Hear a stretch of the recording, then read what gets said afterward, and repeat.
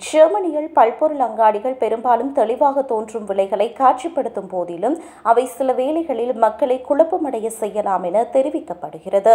பலகையில் காட்டப்பட்டுள்ளதை விட அதிக விலை இருக்கும் போது பலர் செக் அவுட்டில் வைத்து அதிர்ச்சி அடைகின்றனர். ஒரு குறிப்பிட்ட எடைக்கு மட்டுமே பொருந்தும் மாதிரி விலைகள் காரணமாக இது நிகழ்கின்றது. எடுத்துக்காட்டாக பழங்கள் மற்றும் காய்கறிகள் 100 கிராமிற்கான விலையை காட்டலாம். ஆனால் பெரும்பாலான வாடிக்கையாளர்கள் அதிகமாக வாங்குகின்றனர். எனவே இறுதி விலை அதிகமாக இருக்கும். சில கடைகள் இறைச்சி கவுண்டரிலும் இந்த விலை நிர்ணய தந்திரத்தை பயன்படுத்துகின்றன. இது நியாயமானது அல்லது தெளிவானது அல்ல என்று நுகர்வோர் நிபுணர்கள் கூறுகின்றனர்.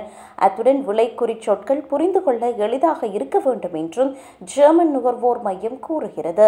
மாதிரி விலை நிர்ணயம் வாடிக்கையாளர்களை ஏமாற்றுவதாக அவர்கள் நம்புகின்றனர். மேலும் இது விலைகளை ஒப்பிடும்போது கடினமாக்குகிறது.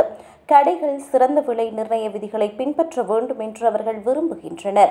இதற்கான சட்ட நடவடிக்கைகள் எடுக்கப்பட்டு வரும் போதிலும் நீதிமன்றங்கள் இன்னும் இறுதி முடிவை எடுக்கவில்லை. அதுவரை வாடிக்கையாளர்கள் கவனமாக இருக்க வேண்டும்.